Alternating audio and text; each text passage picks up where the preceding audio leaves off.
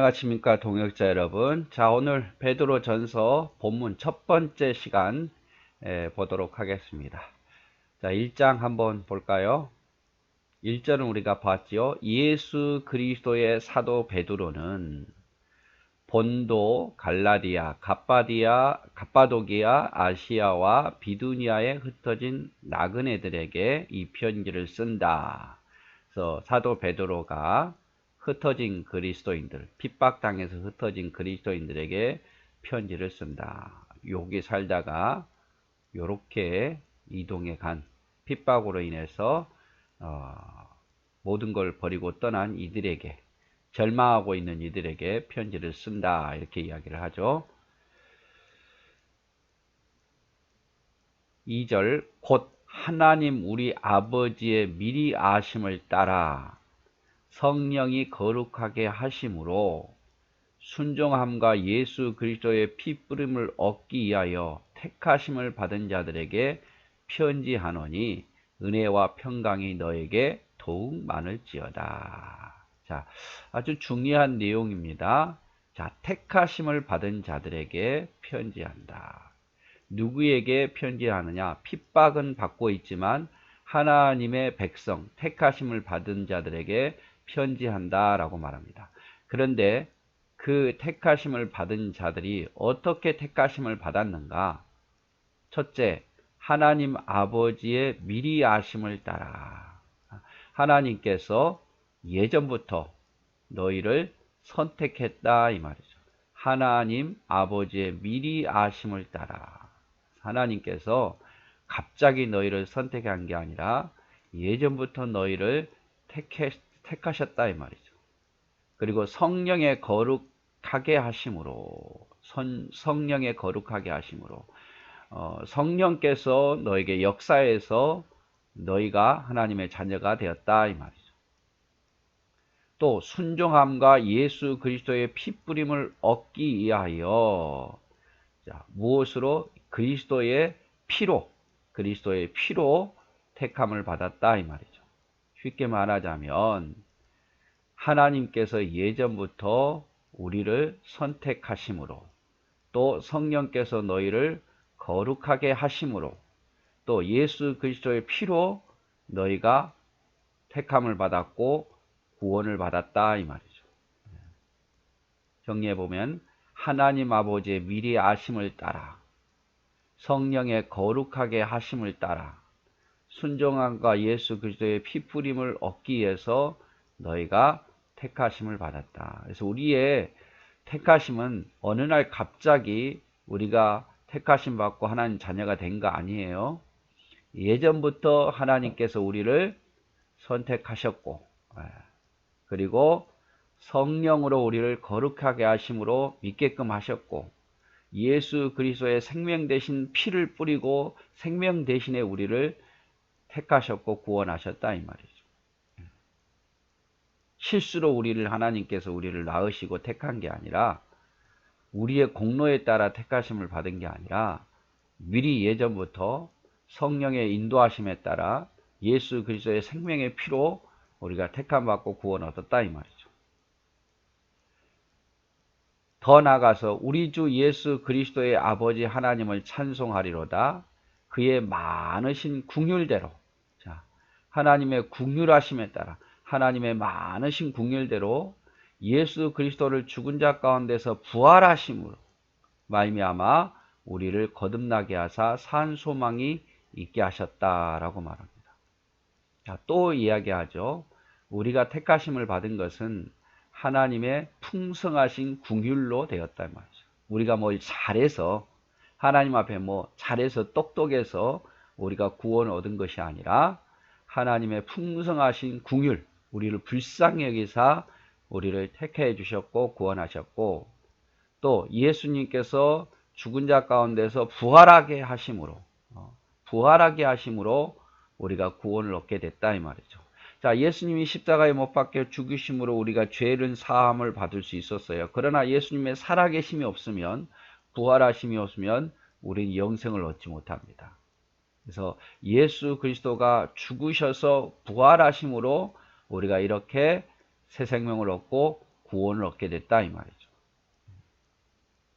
다시 한번 말씀을 드리면 첫 번째 시간이니까요. 우리의 택하심, 우리의 구원은 하나님 아버지의 미리 선택에 따라서 또 성령의 인도하심과 거룩하게 하심으로 또 예수 그리스도의 피를 통해서 생명 주셔서 또 하나님의 풍성하신 궁휼함에 따라 또 예수님께서 죽은 자 가운데 부활하심에 따라 우리가 택하심을 받고 구원을 얻었다 이 말이죠. 쉽게 말하자면 우리의 구원은 그냥 되어진 게 아니라 이렇게 하나님이 미리 예정하시고 성령을 통해서 예수 그리스도의 죽음을 통해서 하나님의 궁휼하심에 따라서 주님의 부활하심에 따라서 이런 많은 단계를 거쳐서 이렇게 힘들고 어렵게 우리를 선택했다 이 말이죠. 우리를 구원하셨고, 그래서 우리의 구원은 보잘것없는 게 아니라 정말 귀한 거예요. 정말 귀한 거. 정말 귀한 겁니다. 자, 그러면서 뭐라고 말합니까? 그 다음에 또 강조하는 것이 우리를 거듭나게 하사 산 소망이 있게 하셨다. 자, 이것을 통해서 우리에게 무엇을 얻게 하는가? 우리를 거듭나게 하셔서 산 소망이 있게 하셨다. 자, 우리가 이렇게 선택받고 구원을 받았기 때문에 우리는 거듭났고 산 소망을 갖게 되었단 말이에요. 너희가 핍박을 당하지만 우리에겐 소망이 있단 말이에요. 죽은 소망이 아니라 산 소망이 갖게 하셨다. 산 소망이 있게 하셨다. 그리고 썩지 않고 더럽지 않고 쇠하지 아니하는 유업을 있게 하시나니 곧 너희를 위하여 하늘에 간직한 것이다 라고 표현합니다. 이 소망은 썩지도 않고 더럽혀지지도 않고 쇠하지도 않아요. 썩는다는 것은 없어진다는 거예요. 더럽힌다는 것은 오염될 수 있다는 거죠. 쇠한다는 것은 사라진다는 거예요. 그러나 우리의 소망은 썩지도 않고 더럽지도 않고 쇠하지도 아니하는 소망이고 이 유업을 우리에게 기업으로 주신다. 있게 하신단 말이에요. 이 산 소망을 우리에게 기업으로 있게 하셨단 말이에요. 곧 너희를 위하여 하늘에 간직해뒀단 말이에요. 그래서 이 소망 가운데 지켜내면 우리가 하늘로부터 하나님이 간직하신 그것을 얻게 하신단 말이에요. 우리가 기업을, 어떤 기업? 썩지도 않고 더럽지도 않고 쇠하지 않은 그 기업을 하나님께서 간직한 그것을 우리에게 주실 거다 이 말이죠. 5절 너희는 말세에 나타내기로 예비하신 구원을 얻기 위하여 믿음으로 말미암아 하나님의 능력으로 보호하심을 받았느니라. 자, 또 하나님의 능력으로 구원을 얻기 위해서 말세에 마지막 때에 나타난 그 구원을 얻게 하기 위해서 하나님이 우리를 보호하신단 말이에요. 하나님의 능력으로 우리를 보호해 주실 것이다. 그래서 여러분 이 말을 들으면 얼마나 위로가 됩니까? 지금 예수 믿는다는 이유로 엄청 핍박을 당하는 그들에게 뭐라고 소망을 줍니까? 우리의 소망은 산 소망이다. 죽은 소망이 아니다. 하늘 소망은 죽은 소망이 아니라 산 소망이고 우리의 소망은 썩지도 않고 더럽지도 않고 쇠하지 아니하는 그 소망, 하늘에 간직한 그 소망을 우리에게 주실 거다. 그리고 믿음으로 말미암아 하나님의 능력으로 마지막까지 우리를 보호해 주실 것이다. 마지막까지 우리를 보호해 주실 것이다.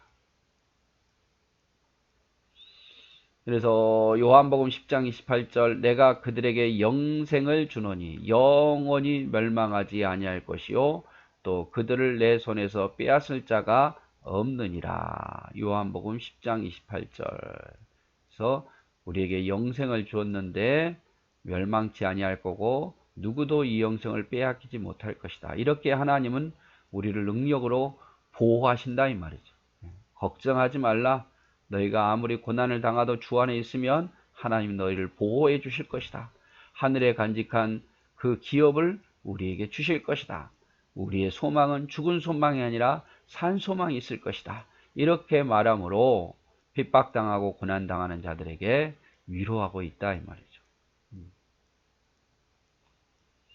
그래서 첫 번째 시간 오늘 1절부터 5절까지만 보는데요.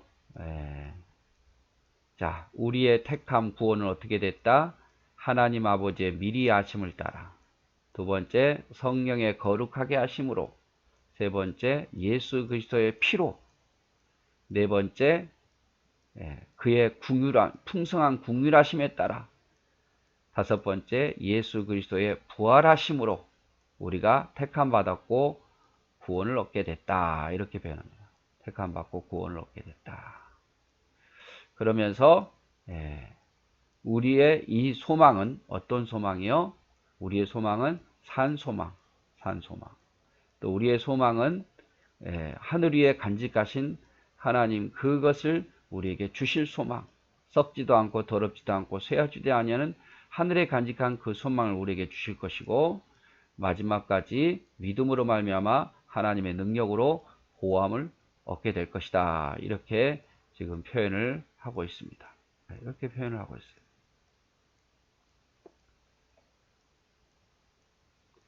자, 그러므로 핍박당하는 너희는 어떻게 해야 될 것인가? 결론적으로 말하면 은혜와 평강이 너희에게 더욱 많을지어다.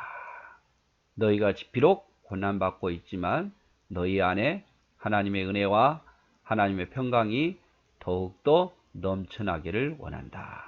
자, 핍박당하면 뭐가 찾아옵니까? 근심, 두려움이 찾아오지요. 그러나 너희가 이것을 알았기에 두려움과 근심은 몰아내고 너희 안에 은혜와 평강이 더욱 많기를 원한다, 이 말이죠. 두 번째로 우리가 또 결론은 뭡니까? 우리 주 예수 그리스도의 아버지 하나님을 찬송하라. 그러므로 이 고난 속에서도 아버지 하나님, 우리 주 예수 그리스도의 아버지이신 하나님을 찬송하라 라고 말합니다. 찬송하라. 그래서 결국에는 은혜와 평강이 너에게 더욱 많기를 원하고 예수 그리스도의 아버지 하나님을 찬송하라고 이야기를 하고 있습니다. 예, 조금 어렵긴 하네요. 자, 하지만 우리 또 한 절 한 절 너무 많이 보기보다는 베드로전서 작은 부분들을 보더라도 이거 들으면서 여러분이 또 한번 해석해 보고 그러면요 정말 은혜가 돼요. 은혜가 되니까 이거 한번 들으시고 또 성경 보고 여러분이 스스로 또 이렇게 만들어 보시고 어디 가서 또 구역 예배 인도할 때 자신감이 생겨요. 그리고 설교할 기회는 없으시겠지만 또 자그마한 어떤 모임에서 하나님 말씀을 누구에게 가르칠 때도 아주 자신감이 생기거든요. 오늘 내용을 여러 번 보시면서 여러분 은혜의 시간이 되었으면 좋겠습니다. 감사합니다.